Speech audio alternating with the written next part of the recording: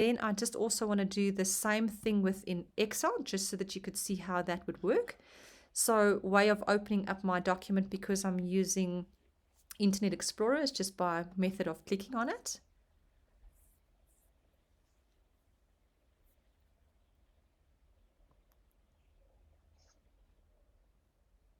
All right, and then you'll go Edit Workbook.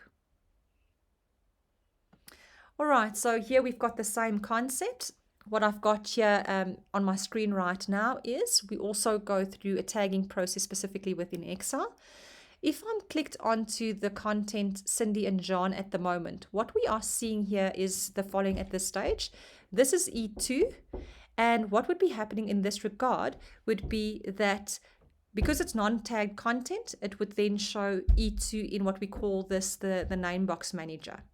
All right, versus tagged content specifically, in Excel, we would have expected this to show A1, whereas for the time being, what we've got now is that it's got an associated tag name to it. So in other words, in Excel, as opposed to seeing a surrounding text box, tagged content can be depicted by specifically the NDocs naming convention. So as I'm cycling through each of these cells, you would notice an NDocs reference association to each of this. So once again, the same concept applies.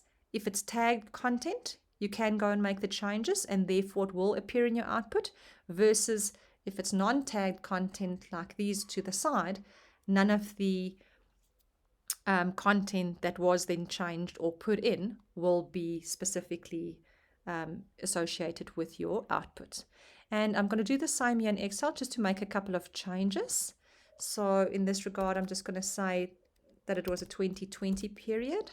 I'm going to change it from dividend to dividends, and then maybe just change the 32,000 to 35,000. We briefly spoke about Excel in particular, so where we said that all the types of calculations, that can be used within Excel is still relevant, and you can use them as is. And in this regard, because I've had like a sum formula at the bottom and in the end changed the 32 to 35, it would have recalculated accordingly. So that's a very nice feature to be able to make use of. I'm also just in turn going to be saving this particular file.